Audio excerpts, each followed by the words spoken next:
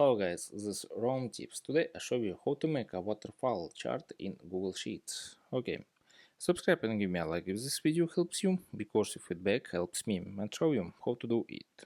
Okay, open Google Sheets and create new project or open your old project. Okay, and click on car and click on this and select all category and select all amount. And left corner, click on insert and click on chart. Okay, and right corner, chart type in chart editor.